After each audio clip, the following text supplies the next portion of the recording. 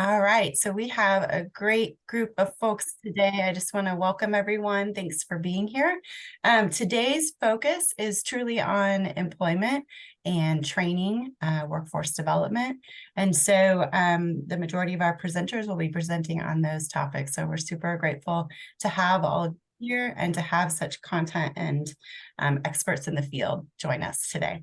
So first off, we'll have Nelson Gomes from WorkSource. Join us, Nelson. I think, yeah, I'll let you go ahead and take it away. Thanks for being here. Well, thank you so much for having me. I'm going to try to share my screen as I have a little presentation. And please let me know when you can see.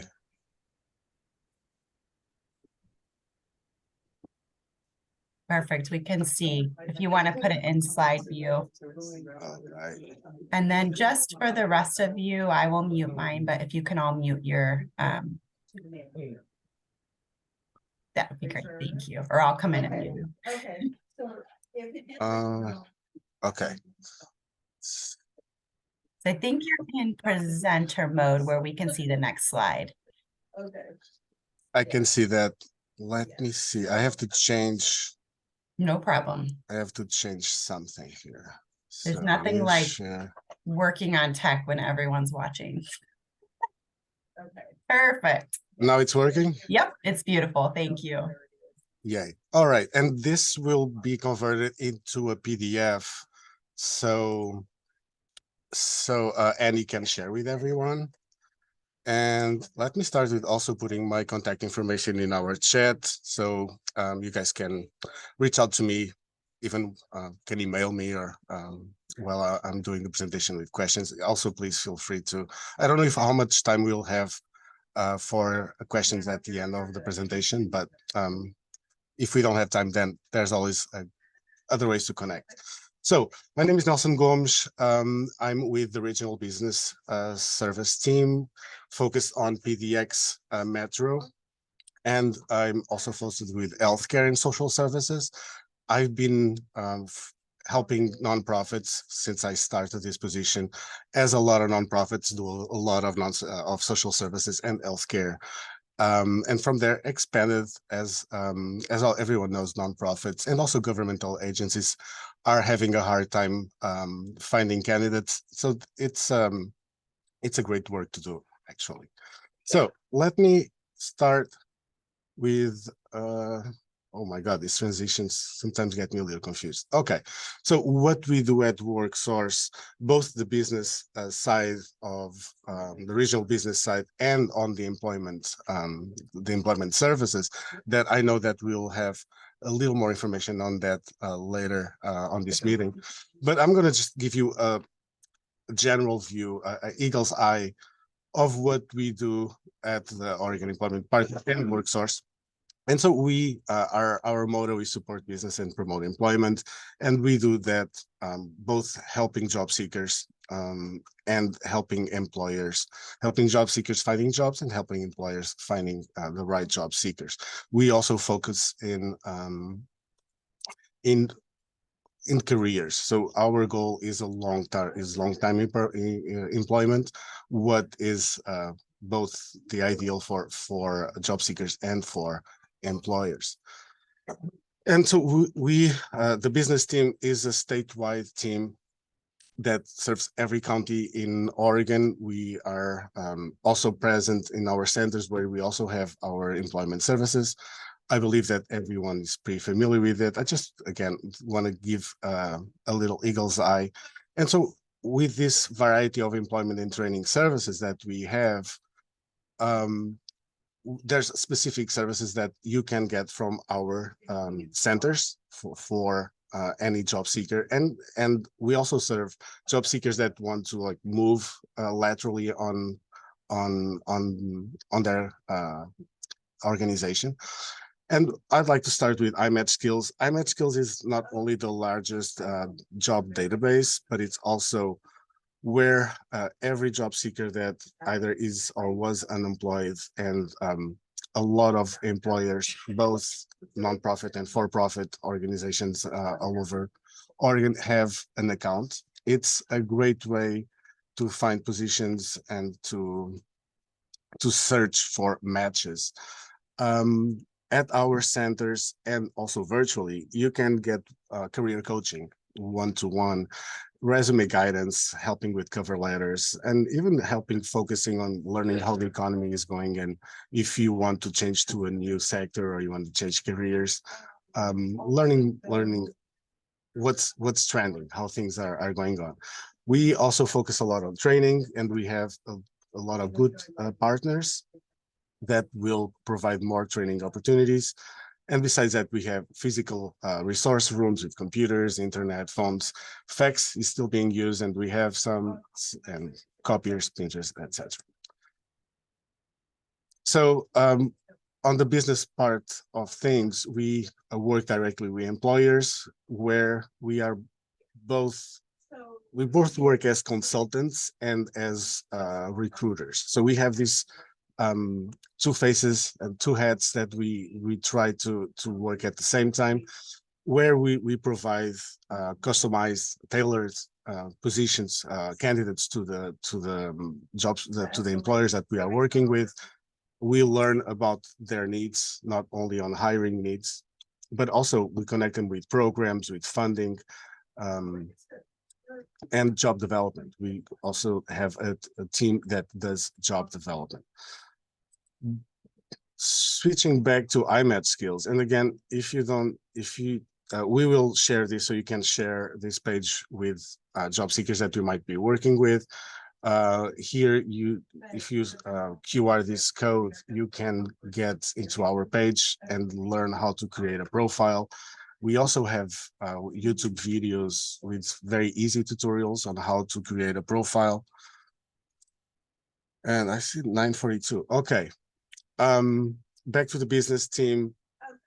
We have these two areas that I mentioned briefly before, both the business service representatives that we work directly with the employers, and we have career development coordinators that also work with special programs.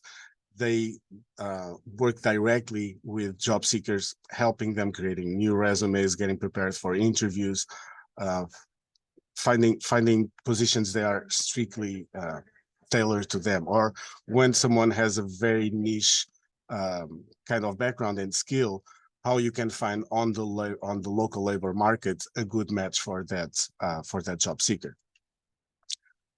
Workshops and training. So these workshops that you see in front of you right now, and you can use also that QR code. They are weekly free workshops. There's only one exception. That is a successful state application workshop that happens every other Tuesday from 10:30 a.m. to 12 p.m. All the other ones below, they happen every week, and they are, of course, virtually on Teams. And something super important, we also have the same workshops in Spanish. I do not have a slide here, but I will add the slide with the Spanish workshops when I send out the PDF. So you can share this with your job seekers. Besides the workshops, we also have other helpful tools that we like to share with both our job seekers and with our employers. One of them is ONET, where the Occupational Information Network, where you can find a lot of precise, detailed, focused occupational information, and Quality Info. That is very valuable information that comes from our State of the Oregon economists. And you can find wages for each one of the regions, each one of the counties around Oregon. Also training, you can find a lot of updates on the labor market, on what kind of positions are opening in this county versus the other county. And it's completely free. So you just need to go to qualityinfo.org and you'll find a lot of great information there. Okay, so this is a little map on how we are distributed all over the state of Oregon, and also another QR code to how to create, how to set an appointment with our career services. If you want to set an appointment online through our website, you can, or you can go to worksourceoregon.org/jobseeker, and you'll find the slots that are open. One thing about the online ones is that you will find you're probably going to be helped from someone in another area. So it can be lacking a little bit of local resources. They will still direct you to find more local resources. The in-person appointments now are not available online anymore. They just advise any job seeker to walk in. We also just introduce a virtual assistant that you can use to help you navigate the website and find contacts, resources inside the website. Okay.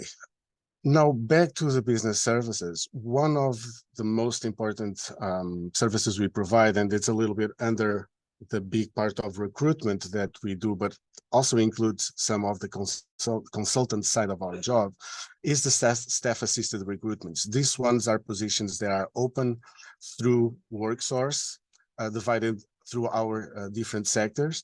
And on this case, the employer is trusting our team to find job seekers, to screen them, and only refer the ones that went through all the filters, all the screening questions that we also receive from the employer, that we develop with the employer. As everyone knows, hiring is extremely expensive, and this way we can help not only smaller organizations that don't have an HR department and where they would have to stop focusing on their goals to hire, but also when there's positions that are really hard to find, and sometimes we end up being the last resource when you cannot find job seekers with the experience and the skills and the background that you need. WorkSource ends up being a great way of finding job seekers, because we have iMatch Skills, that it's a great tool. We also have a LinkedIn account with almost 20,000 followers, where it's also a great way to reach to job seekers and promote specific jobs. And of course, this will allow reducing hiring costs and interviewing less candidates. The candidates that you are interviewing, they were already screened by us.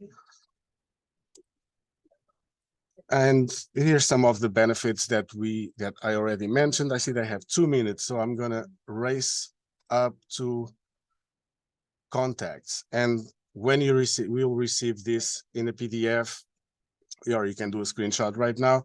This is how our Portland Metro Regional Business Service team is divided. So on healthcare and human services, you have Chris Weschler and myself. You can find the contact information right there. For manufacturing, we have Steve Strain that serves the eastern side of the Willamette, and Barbie Williams that serves the western side, so mostly Washington County. And then we have construction with Gabe Salamanca that also serves the 3 counties, transportation with David Pinedo also for the 3 counties, and all other sectors. So these sectors that we have, they are the priority for the state, are the economical priority for the state, but we serve all kinds of sectors. And for those that we is the one to be contacts for.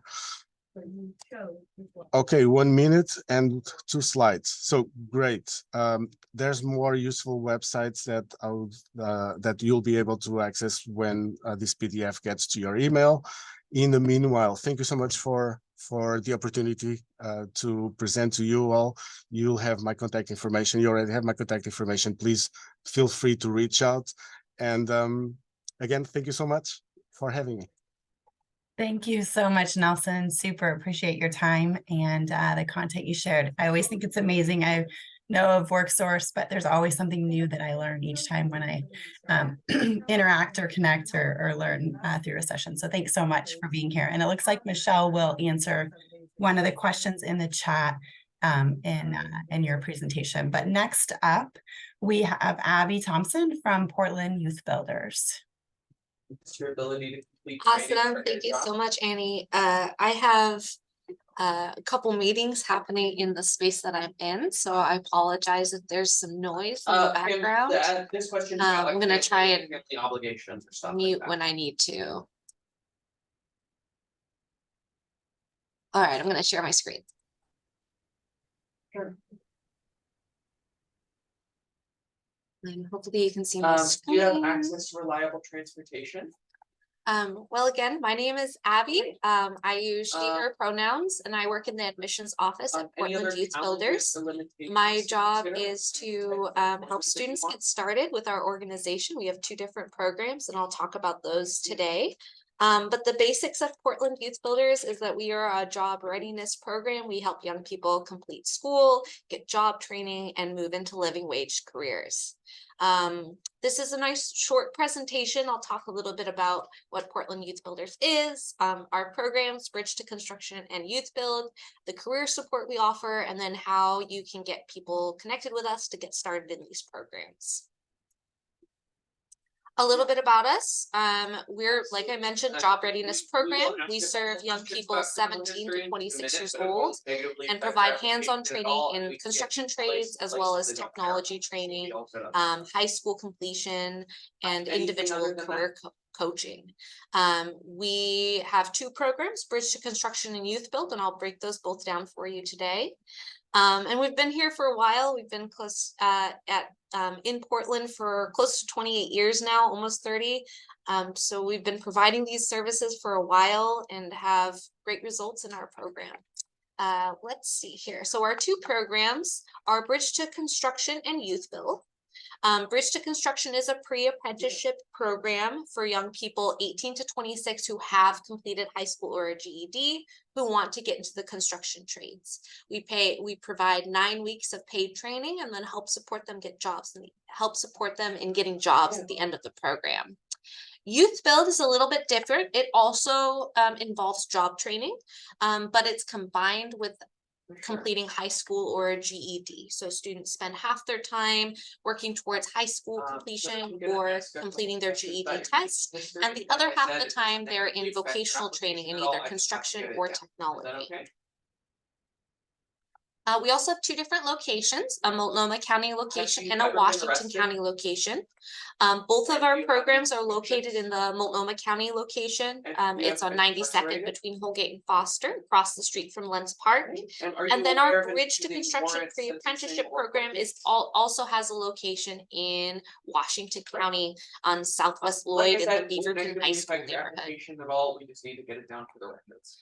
Now we focus a lot on the construction trades at Portland Youth Builders and helping young people get into the construction trades. Construction is one of the best pathways out of poverty and into living wage careers. But there's also a lot of other reasons why young people may want to go into construction trades. So I have a few reasons why young people should be choosing construction if they're looking for an opportunity to make good money, support their families. Trades are essential. We've got growing opportunities in the trades constantly. We've got good pay, so oftentimes our students finish our programming, yada yada yada. I agree. The phone call behind me is on this time, so I'm just. No problem.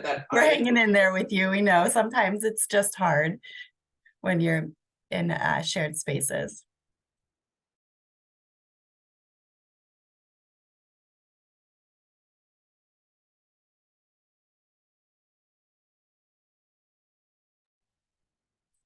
Abby, would it work best if we jumped over to Michelle and came back, or? She's almost done, so if you just give me 1 minute here, we're about to be clear. We are flexible.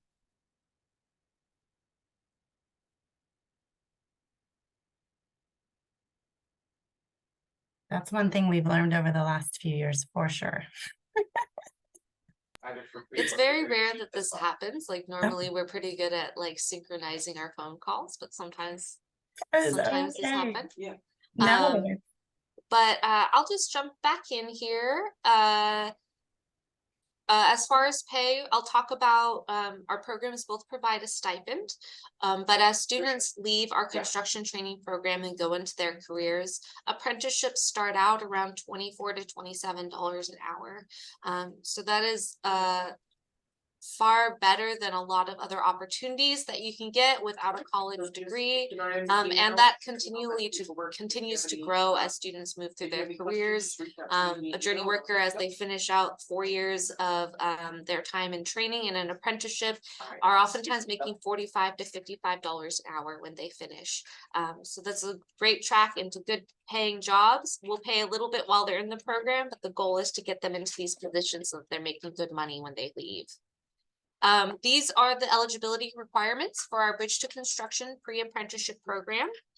Requires a strong desire to begin a career in the trades. We're not really designed as an opportunity to test things out, to dip your toes in the water of construction. We are an intensive program. We're only 9 weeks, and our goal is to get jobs at the end. So we want students to be safe, fully trained, and be ready for those careers when they're finishing with us. Our students need to be living in either Multnomah or Washington County to enroll with us, have a high school diploma or GED, and be between 18 and 26 years old. There's no experience required, however, so students can come with any level of experience that they have, and we'll provide all the tools and any sort of gear that they might need to feel safe and warm and dry on the construction sites. This is what they get out of the Bridge to Construction program. So if a young person enrolls in our 9-week training program, during that time, they're going to earn a BOLI, Bureau of Labor and Industry certification, an OSHA certification, a Green Workforce Trainee certification, and CPR. All of those things are really helpful for earning points on future apprenticeship applications. They'll be assigned a career coach for jobs placement support. We have about a 95% placement rate in jobs at the end of this program. So students are getting trained and then getting jobs at the end. We've got great results. They get apprenticeship and trades exposure. So students are not only working on active construction sites, gaining skills, working on hands-on training, but they're also getting visits from members of unions, apprenticeships, to talk about those jobs and how students can get into them and what the day-to-day is like. So we don't expect any student to join this program and know exactly what they want to do in the trades. We'll help them get there and get them the skills they need and give them a chance to explore a little bit as well. Our main focus is carpentry tool skills, but students go into HVAC, they go into iron workers, they go into they go into carpenters, electricians, heavy machinery operators, lots of different areas of the trades, not just carpentry construction. We have direct and preferred entry into jobs. So direct means that a student leaves our program, it's guaranteed that they have their certifications and everything that is needed in order to be accepted into these jobs, like carpenters, apprenticeship, laborers, iron workers, roofers, local 290, which is HVAC. And then we do pay. So we pay $15 an hour, comes to about $480 a week. For students who are enrolled in the program. Obviously, that is not enough to sustain a person long-term, but hopefully enough that the students can make time for this program, make time for the training, maybe work part-time while they're in this program, so that they can really commit to their career and job readiness. Our other program, Youth Build. So Bridge to Construction is located in both Washington County and Multnomah County. So we have a location in each county. Youth Build is only located in Multnomah County, in our location across from Letts Park. Youth Build helps young people 17 to 24 prepare for careers in either technology or construction while also completing a high school diploma or GED. Our program is typically 6 to 9 months in length, so most of our students are going for a GED since that fits more nicely in that amount of time. The eligibility requirements for this program are that the students must be between 17 and 24, still need to finish high school, living in a partnering school district if they are still school age, which is usually if they're younger than 20. We partner with most schools in Multnomah County. The only school we don't have a partnership right now is Reynolds School District. They need a strong desire to study construction or technology, so we offer some really helpful academic components to help our students through the GED test, but we want our students to want both parts of our program, the job training and the academic portion. And we're looking for young people who are really motivated. Our program is fast and will provide a lot of support, but it takes a lot of commitment from our students in order to get through. We typically serve low-income youth and youth who face barriers to success in school. If you have a student who's interested, we'll have a conversation about eligibility since this is more specific. But these students are also getting paid. So they earn a stipend of $520 a month. They're getting paid for their time on worksite. And I'll talk about what that looks like real quickly here. But $520 a month, again, is just a stipend, not enough to fully cover all of a student's needs and responsibilities. But ideally, they can make space for this program while they're receiving that money. These are the basics of the program. It runs Monday through Friday from 8 till 3 p.m. We have a new cohort starting every 2 months or so. So there's always a chance to get started coming up in the near future. Students switch between academic and job site classes. So they spend half their time on the work site, either in the technology training aspect of our program or construction. Technology work site is off our main campus on 82nd and Foster, where we have 3D printers and software and computers and things for students to have hands-on learning with as well. And then our construction work sites are either on our main campus where we have a lot of construction training spaces, or other places in the community working with organizations like Habitat for Humanity or Taking Ownership PDX. The program lasts 6 to 9 months, depending on the student's goals and where they start. School is held year-round with a new cohort every 2 months. Students get nice small classroom sizes, typically 8 to 10 students in a classroom. So they're getting a lot of direct support, as well as a lot of one-on-one assistance with tutor support and GED workshops, and career coaching and job placement. So we're also really working on making sure that not only are these students completing high school, but they are going on to be ready for careers, and ideally careers that are on track to making them a living wage. Those are our 2 programs. Let me think if there's anything else I want to say about Youth Build. I'll talk about the next 2 enrollment dates that are coming up for Youth Build. But again, we're constantly enrolling. So if you ever have a young person who's looking to get started with us, get them in contact and we'll get them set up for whatever the next following cohort will be. Every single student, whether they're in our Youth Build program or Bridge to Construction, is assigned a career advocate who helps them navigate barriers, do job support, job search support.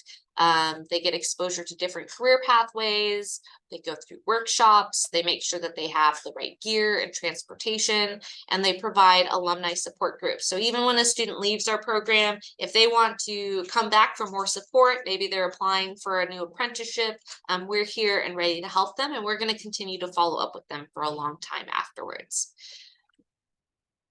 These are our upcoming cohort dates. So Bridge to Construction has a cohort January 2nd and March 12th coming up. And then Youth Build December 11th and February 19th. Oh, something that I meant to mention about both of our programs, because I was talking about transportation and the schedule. Both Youth Build and Bridge to Construction, students are responsible for getting themselves to our main sites. However, we transport them to the work sites. So their transportation responsibility is just to get to our locations in either Multnomah or Washington County, and we'll take it from there. Career support, upcoming cohorts. I'll make sure Annie has these this slideshow so she can share these dates too. And then how to get started. We really start out each student by just having them reach out to us and scheduling them for an application appointment.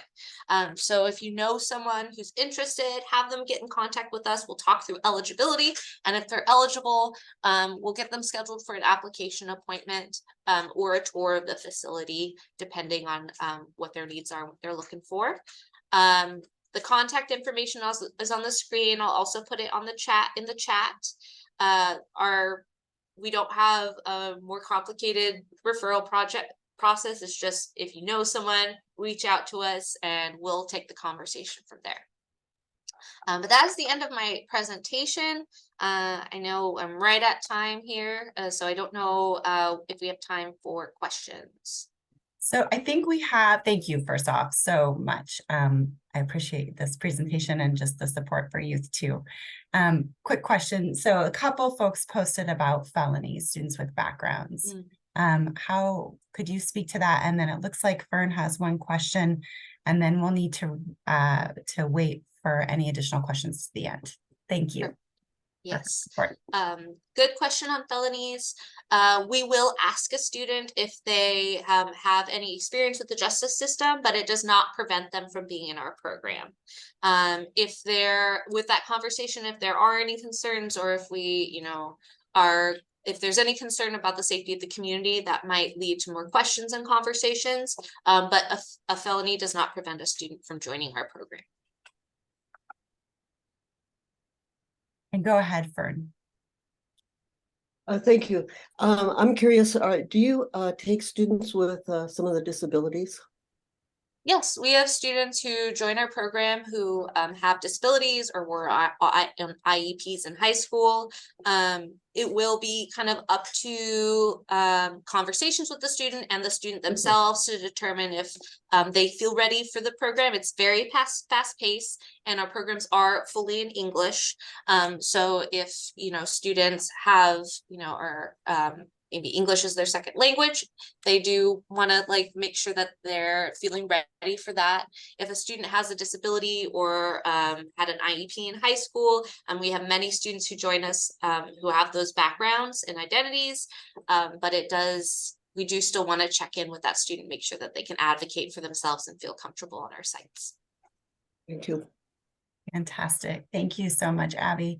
Thanks for presenting today, and I will definitely share your slide deck afterwards. And then if you have any additional questions, Abby, there's a few in the chat if you might take a second to follow up on those, and then we can also take additional ones at the end. Thank you again. Yeah, thank you. All right, next up, Michelle Bowers with Southeast Works. Thanks for being here, Michelle. Hello, good morning. Let me share. And you guys tell me if it's what it's supposed to be. Sweet. So good morning. I'm Michelle Bowers. I am the manager over at Southeast Works, WorkSource Portland Metro. And I know Nelson shared a lot about the WorkSource umbrella and what that looks like. And I was kind of telling Annie earlier, I think a lot of people don't understand how the organizations that work internally with WorkSource and how WorkSource partner together. So I like to think of the WorkSource offices, which a lot of you, I think we've got probably folks here that the Tigard, Northeast, Gresham, ours is Southeast. All of those WorkSource offices have partners within the home. So I think of WorkSource as a home, and all of the partners within the home keep the home running, and we all provide services underneath the WorkSource umbrella. So none of us are actually employed by WorkSource, right? Like Nelson is employed by Oregon Employment Department. So I specifically manage this WorkSource office under the Southeast Works umbrella. So I'm just going to share with you some of the programs and resources that we offer your job seekers. And one of the things that I like to do, and what I love the most about these meetings, is try to relate what we offer to the people that are in the room. So I'll just start by giving you a slideshow of what we offer currently within the house. And there are tons of other opportunities at the other work sources other than Southeast Works that we can refer out to. I'm not seeing it moving forward. What are you guys seeing right now, Annie? We see Southeast Works, WorkSource. I think your first slide. Okay.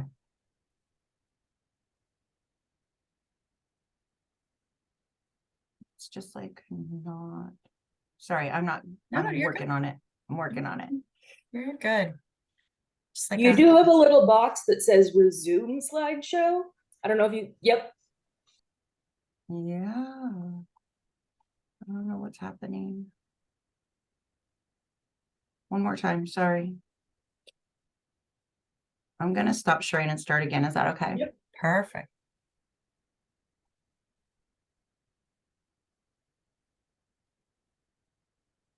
One more time. Hmm. Sorry, guys. No. And so, like Nelson mentioned, a ton of the things that we offer within our WorkSource centers have to do with those workshops that he posted. In interpersonal skills, resume building, all of those basic one-on-one job coaching is available within our center as well. And let's see if I can get it right this time.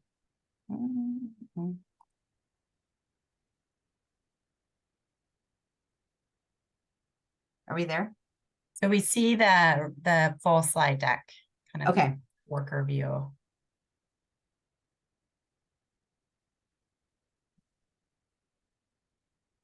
Does anybody want to walk me through this? Because it's not So working the way If that it you should. go to slideshow on the top, so I think the fifth one over from the left. Do you see the slideshow header at the Well, top? I would, except for I'm seeing my screen share header. Oh, No, the slideshow yeah. header. And then from beginning. You guys, I'm sorry. No, don't be. It's all good. And if it's easier, if you want to send it to me, I can also share.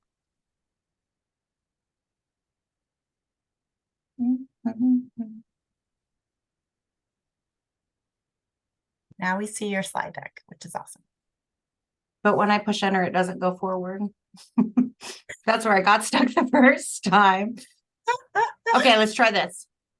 There we go. We see it. Yep, Yep. it took me a minute. Perfect. Okay, so let me jump through these. So the live workshops that we offer here or the virtual live workshops that we offer here through Southeast Works for all of your customers are career exploration, interpersonal skills, your scholarship shops, resume building. I'm going to send all these lists out and how to get registered for them. But I think the most important thing to know about the workshops is there's no qualification. You can send your customers to any of these live workshops at any level that they're at in their job search or support. They don't have to qualify. They have to register with WorkSource, but there's no qualification requirements to take part in these. Some weeks we see 30 people, some weeks we see 5. So it really just depends on where people are. But the more people that know about them, the more rich the conversations within the workshops. And I feel like the more problems get solved. Currently, our in-house services here at Southeast Works take part of the drop-in advising, similar to what Nelson talked about. We have the National Career Readiness Certification. We connect people to Talent Link. Metrics is a self-paced learning. We have job search and employer referrals. I match job matching, which Nelson spoke on. And the most recent thing we have coming into our Southeast Work Center is our Goodwill computer classes and our partnership there. Goodwill will be here every Wednesday from 10 to 4:30.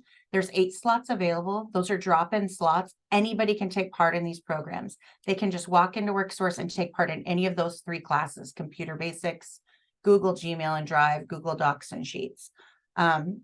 Super excited to be partnering with Goodwill again on this. It used to be that they focused a lot on Word and Microsoft, not so much anymore because Google's free, where people don't have to download the Microsoft suite. They can just learn the skill sets to access the free platforms rather than worrying about the cost connected to it. So that will start the 1st of December.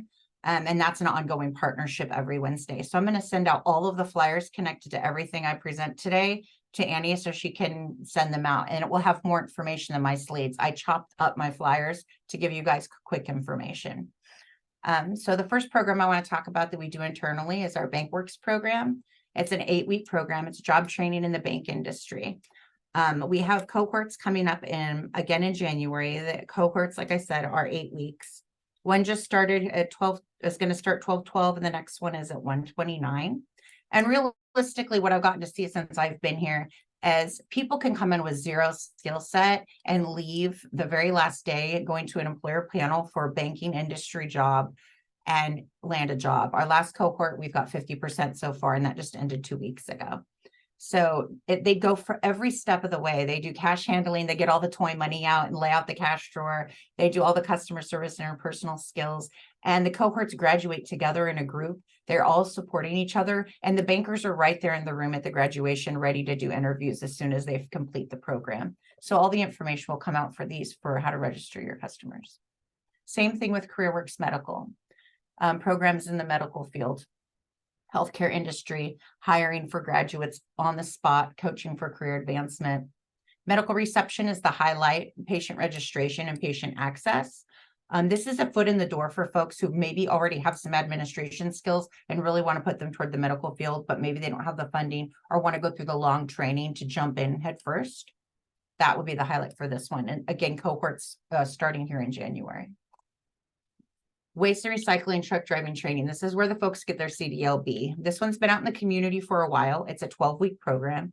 The requirements are to be 21 and older. It's a little bit more intense than the other two programs. There's quite a high skill set, but the coach and the navigator both work together with the cohorts, and they go step at a time. And if something doesn't go right the first time, they follow up and make it go right the second. Like, they work really hard to make sure each person graduates and completes the course. One of the things I want to highlight about all three of these training programs offered at Southeast Works is how important attendance is. And the trainings are hybrid, so there's an option to do either and or. And they'll explain that when they do the onboarding and testing to see if they qualify to fit into the program, what the attendance policy is. It's really important that students are there on time. We have a program within our Southeast Works umbrella that's called the Professional Immigrant Credentialing Program, PICP. This program is specifically for job coaching for any of our immigrant and refugee customers that come through who are legal to work in the United States and who have brought in a degree or some sort of in some countries, it doesn't count as an actual like diploma, some sort of an education degree from another country, and they want to utilize that career path here in the States. So they work with our career coach. We get their transcripts transcribed for them and evaluated, and we work with them on their career path, aiming toward whatever transferable skills we can pull over, potentially helping them re-enroll in school and utilizing the credits they brought over if possible. We have a lot of doctors, a lot of engineers, a lot of psychiatrists that come from other countries. With the state that are, the state of crisis that a lot of our refugees and immigrants are in, this has been a super popular program. It is referral based and walk-in. So if somebody was to come in and say, I want to meet with the career coach for PICP, we would technically just be able to meet with them and talk about whether or not they would qualify. She offers one-on-one coaching, credential evaluation, and just it really supports them on their trip to figuring out how they can use their skills best here in the United States. And the Portland Clean Energy Fund is our newest grant here under the Southeast Works umbrella. It's still launching. I don't have marketing material for it yet.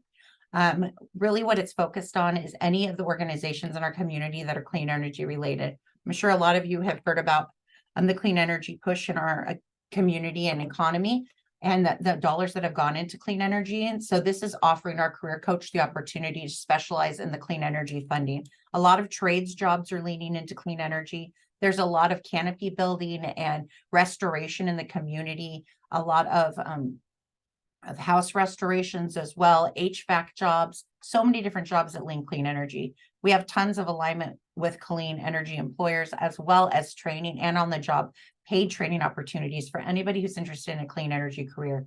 There is no boundaries on this regarding background or history either. So justice involved people are welcome to apply for a clean energy program and get a job coach that will support them in their clean energy endeavors. We have a Reconnect Youth program at 16 to 24 years old.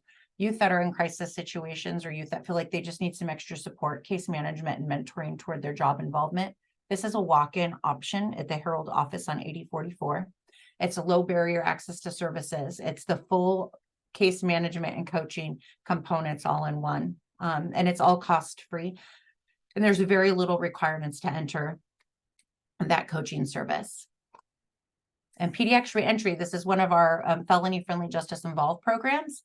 So if you have somebody that really feels like they're facing barriers to employment based on their history, you can send them our way to PDX reentry, and they can meet with a job coach and talk about if something that we offer in our vocational case management services is going to be helpful to them. They do a lot of career track occupational training, a lot of career mapping and targeting.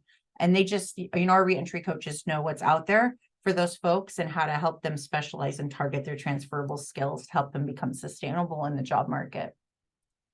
New Start is another one of our justice involved programs. We serve folks right out of the justice system.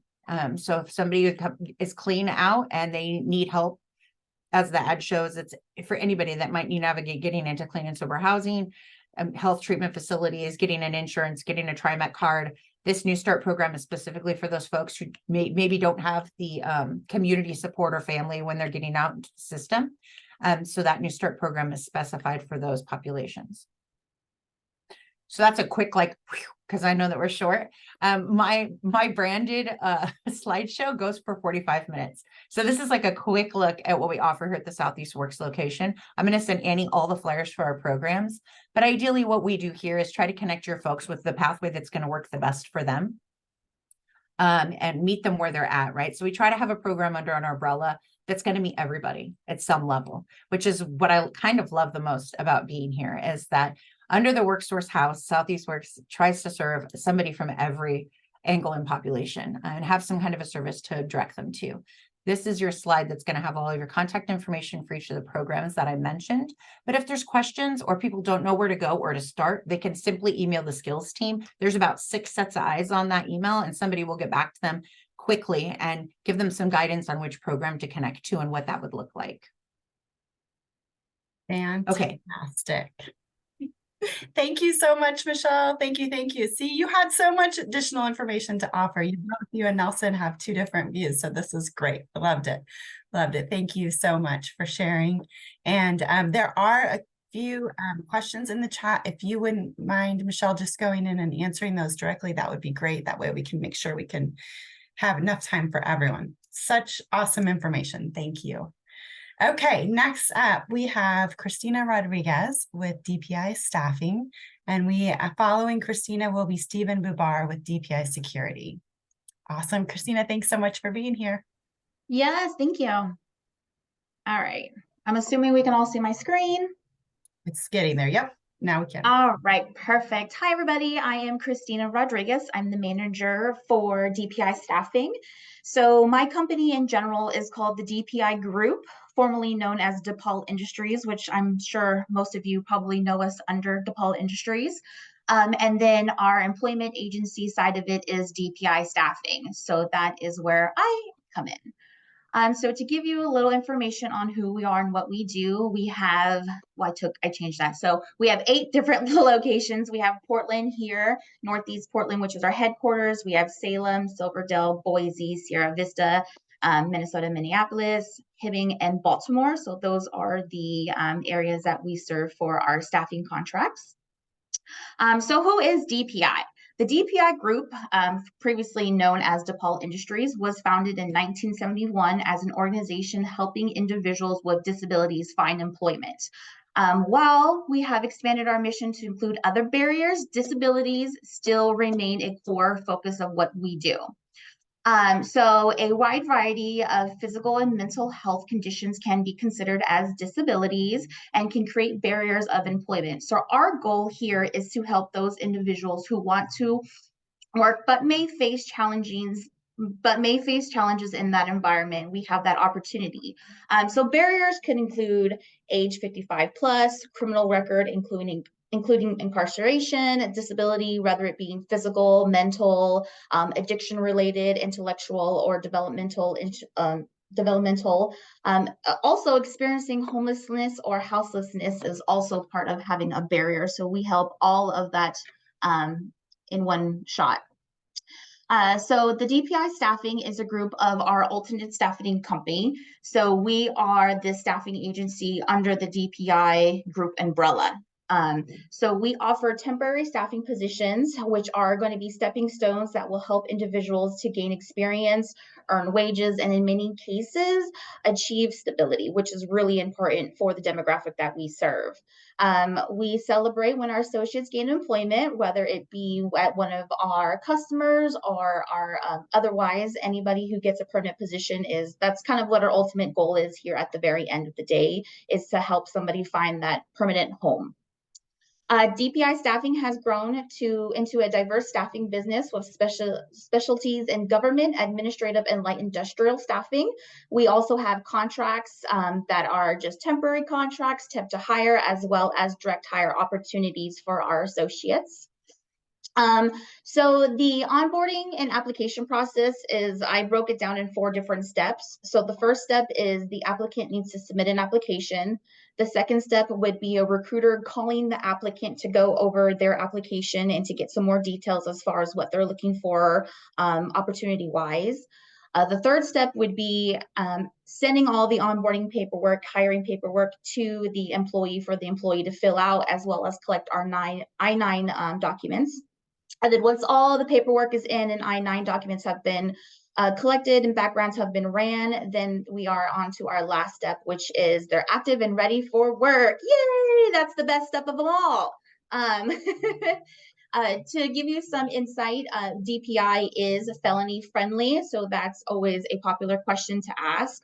We are felony friendly, so we go back 7 years on any crime that's person to person or theft, and then lifetime prohibits are going to be any sexual or death crimes that are related to those type of crimes.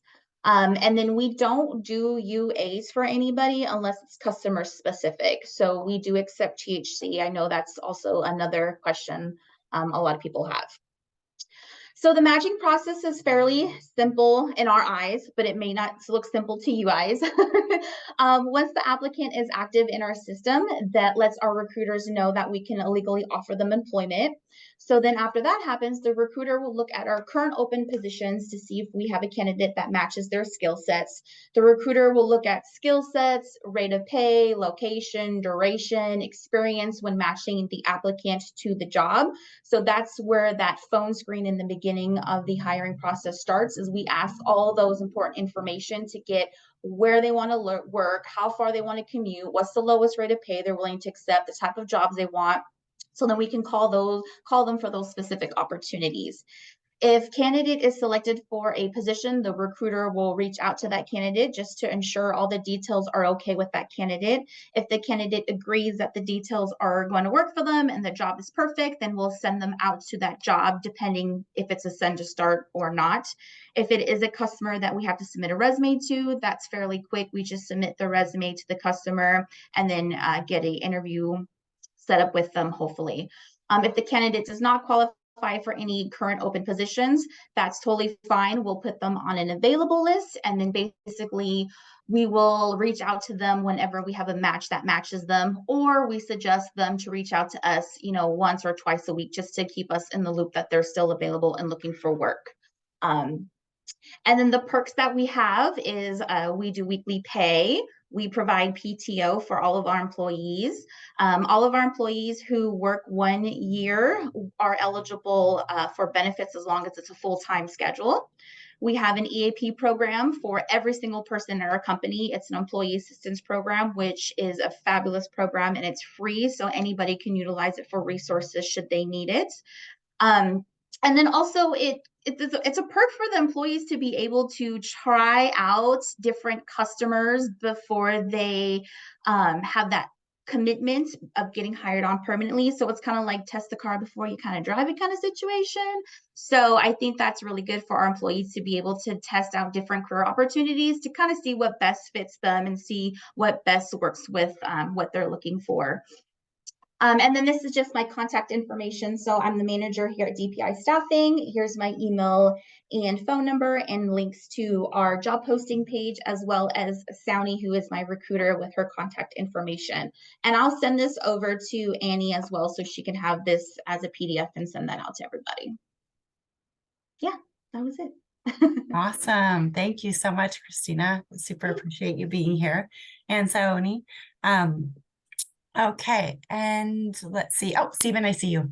Awesome. So Stephen is also under the DPI group, but runs DPI staffing here in the DPI security here in the Portland area. Thanks so much for being here, Stephen. Is it my turn? It is your turn. Sweet. So hi, everybody. I'm Stephen Bubar. I'm the Portland area security manager for DPI security. I was unaware about the slideshow thing. I was just invited, but I'm still happy to be here. So Christina has already gone over a lot of DPI's history, so I'll be focusing on DPI security. So DPI security's mission as a company also is to identify and create job opportunities for individuals with employment barriers, including disabilities. We pride ourselves on our ability to match a security officer's strengths and abilities with the right assignment. Our philosophy is the foundation of our relationship with our clients and the employees is plentiful, honest communication. We strive to effectively communicate and provide the best possible service to both parties, the client and the people looking to get employed by us and work for us. We currently have 3 locations that are our main hubs. We have Portland, Salem, and Eugene. The Portland office start pay rates are $17 to $23 an hour based on experience. and the location that you go to. Salem and Eugene, they start out around 15 to 1850 based on experiences as well. Training is provided, and there's opportunities for advancement within DPI security.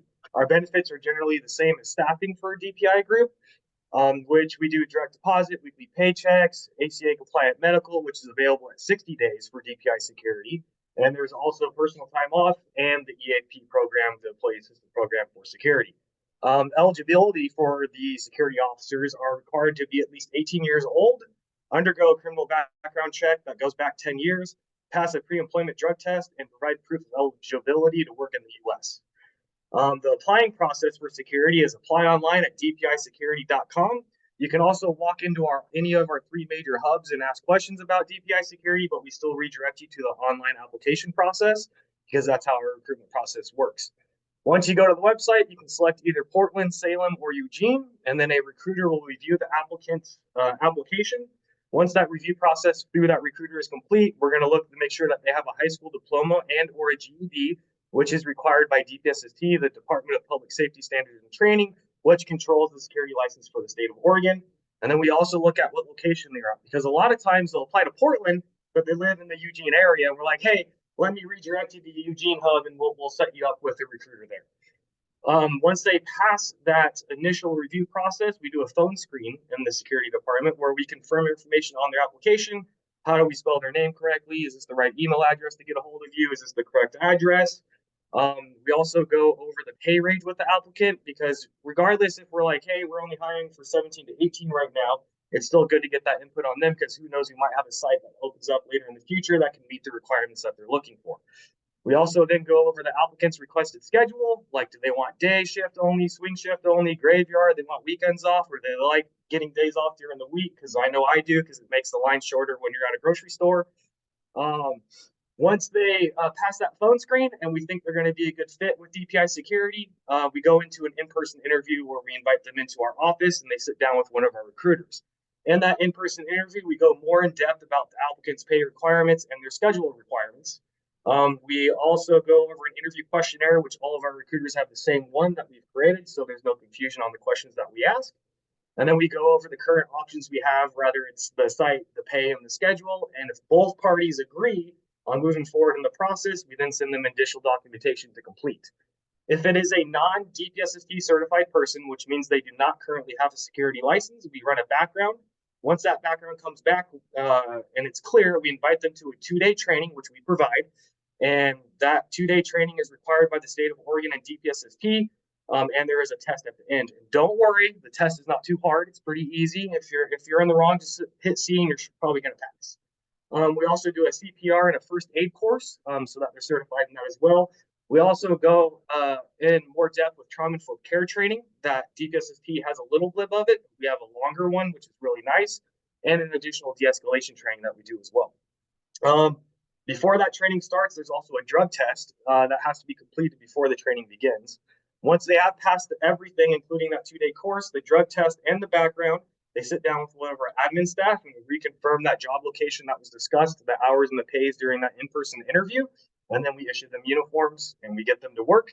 They will then get training days at that location. We just don't go, hey, here's the location you're going to, figure it out. We go over that when we do that onboarding process of what that site is, the requirements of it. We also then have on-the-job training with one of the officers there and one of our supervisors and or leads, which they go over an OJT checklist, which is on-the-job training. If they are DPSST already certified, it's awesome, because all we do is a drug test, a background, and then confirm they have a DPSST, and then go into the onboarding as in, hey, this is the location you're going to, and going through that training. That is everything I could think of for today. A lot of this contact information for myself, my recruiters, I will give to Annie, and she can give it to all of you as well. And if anybody has any additional questions, feel free to reach out, because I'm sure Annie's going to give you my contact info. Awesome, Stephen. Thank you so much. And also, just so all of you can make the connection to, or maybe you already have faster than I, but we use DPI staffing at our fairs when we need additional associates and for setup and takedown. And we also use DPI security for our soft security at our fairs. So if you've been at our events and you've met with our security officers, you know that they're Definitely awesome individuals and super helpful. We find them very valuable. And just both organizations, just awesome people tend to work at both organizations. So just appreciate both of you and the work that you're doing. So any questions before we wrap up with DPI staffing or DPI security? Okay, awesome. And again, I will add this information to the follow-up email that goes out probably tomorrow. All right, thank you both so much for being here. Okay, so next up we have Sarah Wilson and Tracee Wells with the PCC Opportunity Center. Thank you both for being here. Yes. Hi there. I'm going to try to share my screen quickly. Hopefully this goes well. While you're sharing the screen, Sarah, I want to say you have not been to an event until you go to a CSN event, Annie. Oh, yeah. Well, it's all of you that show up that make it what it is. So super appreciate all of you. All right. All right, can everyone see the Opportunity Center slideshow?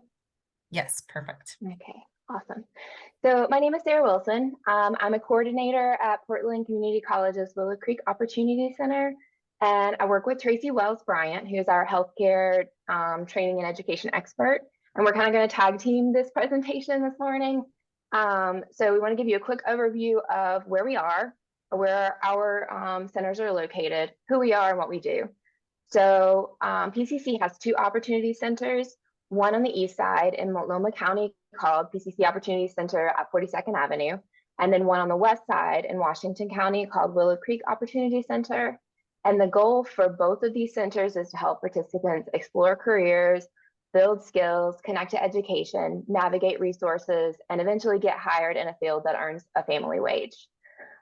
We understand that people in situations are unique and that there is more than one way to accomplish a goal.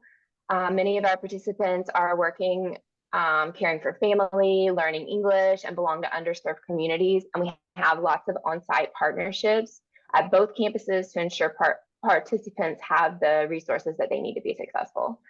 So at the Willow Creek Center, we have the Small Business Development Center, we have the WorkSource office, PCC classes in ESOL, also adult basic ed, Dress for Success is there.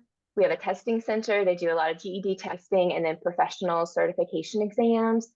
For the 42nd Avenue Center, we have Steps to Success for TANF recipients, Workforce Navigator, PDX MetroWorks, Next Gen Youth Programs, Oregon Department of Human Services, and also Native American Youth and Family Center. So whether a student is looking to take just a couple of classes to advance their career, or they're looking to get a degree or a certificate, we're able to support them and help them in the way that best suits their lifestyle or their choices. Tracee and I are members of the college and career prep team, and all of our classes and workshops are offered at no cost to the participant and are open to all community members. So Tracee's going to tell us a little bit more about the classes, and Tracee, you just let me know when you want me to advance our slides. Okay, awesome. So as Sarah said, these are no cost to community members. As most of us, we learned a lot during COVID, a bunch of constructive lessons that we weren't serving students as well as we thought, and helping community members even think about education. So the whole goal of the Opportunity Centers is kind of to reverse these racial and economic disparities, first generation, people who just need additional help to advance their careers. So career exploration is kind of where we start off with that. It's a 3-day series. We spend that first day really taking a deep dive, doing assessments, trying to find out what your career blueprint is, so we don't have misalignment out there. And then we look at a bunch of online tools to find out what's trending with each of these industries that you may find out of your top 3. What additional skills or education might I need? What current skills and abilities do I have in my background that might port for those that might be mid-career changers, the portability of their skills, helping them assess that.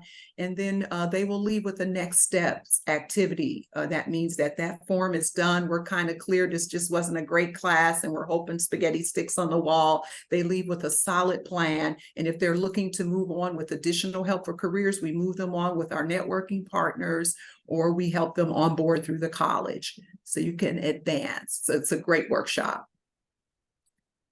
Okay, financial wellness. This is done, this workshop in partnership with BOA, Bank of America. And we know right now, a lot of people, we just make assumptions, kind of know how to make their money work for them, understand banking products. And so we don't want that to be a barrier. So simple banking, budgeting, how to spend and to maximize my spending. How might I create savings? You know, how can I more effectively possibly manage our bills, and setting financial goals for currently where my budget is and maybe possibly where my future budget and what I would like to see. Maybe I want to buy some things in the future. And then also paying for college and having people think about that early for themselves and their families and what that might look like. So it's kind of well-rounded. The next one is Computer Basics Workshop. And we know with the digital divide, lots of people need computer skills and digital literacy to be effective in the workplace today. And we don't want anybody left behind. And so this really sticks to the basics. We offer them at both centers. And we have a separate class for English language learners. So as some of them mentioned, Google Space, Internet Basics, and Microsoft Office Basics. You can advance, Sarah. Okay, explore career in college. We have special programs for our immigrants and refugees and newcomers that are coming in, non-native English speakers, as some have mentioned in here, lots of folks that are coming in. Landscape we see is just changing and broadening. And so we do a lot of career mapping. They get a chance to practice their English skills, look at educational and career resources.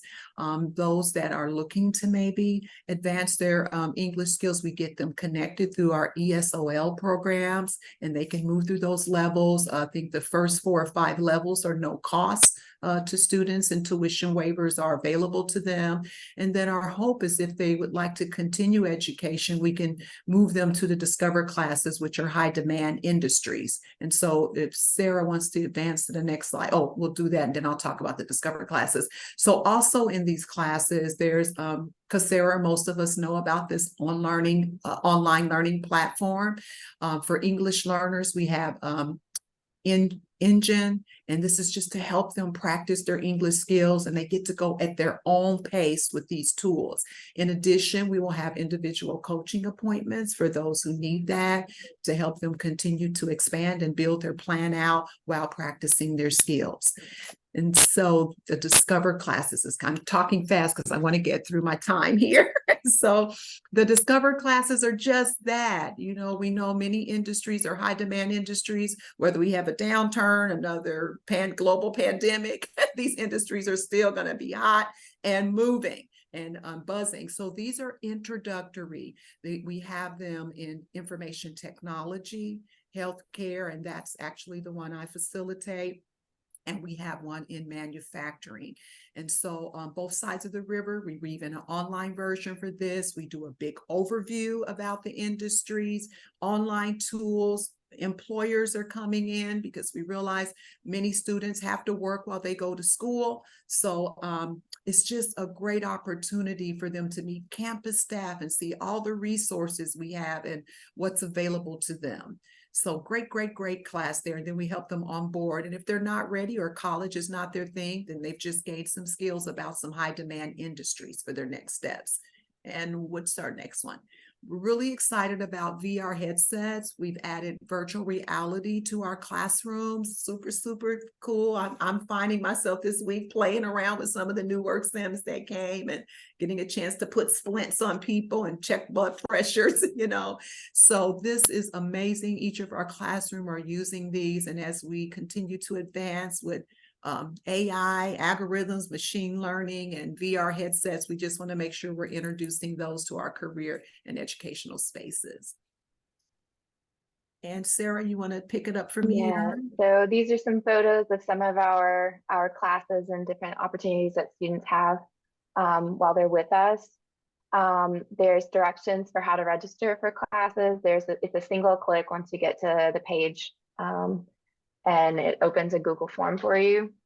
The other thing that we also have that's part of our team in partnership with WorkSource is the Quick Start for Semiconductors, semiconductor technician training. Lots and lots of demand for this, lots of applicants right now. So I think that there's been a push to put more women into this field, and also people of color and underserved population members. So if you have a client that you feel would meet those standards, maybe you push them to register. But we have a ton of humans on this list and not as many classes as we'd like to be able to offer. So hopefully we'll be able to offer more in the future. Also, our contact information is here. I think I put that also in the chat. I'm gonna stop sharing. And were there any questions? I can check the chat and see. Okay, doesn't look like we have any questions. Thank you for having us, Annie. Thank you both so much. I just love all of the presentations today and how it's not just here's a job, but it's a career pathway. It's really taking time. All of the programs that shared today really are taking time to make sure that the opportunity matches with the individual's interests and in a variety of different ways. So thank you so much, Tracee and Sarah, and to everyone who presented today. Just appreciate the work that you're doing and the opportunities that you're presenting. So thank you again and again. All right, and again, I will share afterwards any follow-up questions for any of the presenters before we wrap up today. I have a few things to touch on before we finish up, but just wanted to make sure there was an opportunity to share that if anyone had any follow-up questions. Okay, well, I will definitely follow up with all of the contact information so you can reach out directly. But I just wanted to thank you again to our presenters and just for being here, and for all of you for being here. I also want to welcome, I think we have some Washington County folks on the call. So as you know, if you've been following along, we are very honored to take over Van's incredible work in Washington County, Vision Action Network. And so we will be presenting that rollout plan as we kind of work through that. So we're taking December to onboard the current mailing list and figure out what the plan is for this next year. I work like a tortoise, not a hare, when it comes to thoughtful rollout. So this will not be a fast jump in, type of approach. It will definitely be taking time, building relationships, making sure we understand, get a better insight into Washington County. And I know that, it's a very different field than Multnomah County, of which both are awesome, just different, and things kind of function differently. So we want to make sure we step in with intention. So please, if you have questions or want to connect to further discuss any sort of interest that you have in Washington County and seeing how this would be, how you could participate, please feel free to reach out to me directly. I would love to meet with you. I will be completely offline from December 12th through December 28th. So I will not be responding to any emails during that time, but am available before and after. Oh, yes. Thank you so much for posting that, Bruce. Perfect. Oh, it's bouncing. I'm gonna have to go in and check in that. That's very interesting. Okay. I'll check on that, Bruce. Okay. So just want to thank all of the new attendees today, and also wanted to remind everyone that December 7th, we have our DEIJR, Diversity, Equity, Inclusion, Justice, and Resilience program is offering Taking Accountability. So this is a free training to anyone who would like to attend. It is listed on our website. You do need to register. I think it's from 1 to 3. It's offered through the YWCA Social Justice Program and paid for you through the Marie Lampham Grant. So just wanted to make sure you have an opportunity to check into that. And then also we have our March one and our June one posted, and you can sign up for those as well. We just ask that if you do sign up, that you really make it a priority to attend, because sometimes we have to close registration because they are popular and they do fill up. Okay, anything else? There are many events coming up, lots of holiday activities. If you or your agency has a holiday activity that you know about, please feel free to share. I am going to send the email, the weekly email list a day early this week because of the Thanksgiving holiday. So send that over as soon as you can so that I can include that. I will be sending that out tomorrow at noon. So I'll be compiling that list today. Lots of amazing work happening now until through the holiday season. So definitely feel free to share that with us and we can get that out to the community. And I think that's all that I have at this point. Does anyone else have anything to share before we hop off, either related to this presentations today or anything else? Okay. Awesome. Well, thank you all so much. I am super grateful for all of you and the work that you do in this community. You make our worlds go round. We super appreciate you. And I hope that you have a great Thanksgiving holiday. And we just honor all of those who are doing this amazing work and just thank you again. So you get 9 minutes back to your morning. And thank you again. I'll stay on if anyone has any questions or wants to chat. Otherwise, you are free to go. Enjoy. Thanks again. I hope you can enjoy some rest and downtime these next few days. Thanks, Annie. Have a good one. Thank you. You too. Thanks again. Did I miss the Halloween resources, or did they just not show up? I'm sorry. What was that, Nicole? Excuse me. I'm sorry. The holiday resources? Oh, that's what I was asking, is if the holiday resources for people to share their holiday resources. And then those are all in our weekly email. So if you receive that, Nicole, which I think you do, there's probably, I don't know, 15 resources in there. So you can check into that one too. Oh, okay, because I specifically have been waiting in this meeting for someone to talk about holiday. Okay. Oh, I am so sorry. That's so okay. Sorry. It's all good. Yeah, check that email. It comes out every week. You should have received it this past Friday at about 11 in the morning, I think. Okay, thank you. I hope your doctor's appointment goes okay. Bye. Bye. Oh yeah, some of you might have received an invitation to my doctor's appointment. Yeah, I didn't need as much support as I thought I did originally. So thank you so much for see you later. We're humans, right?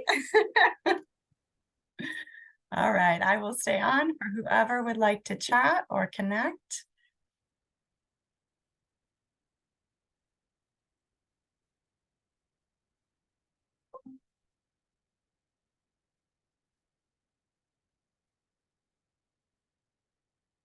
I guess I could stop recording.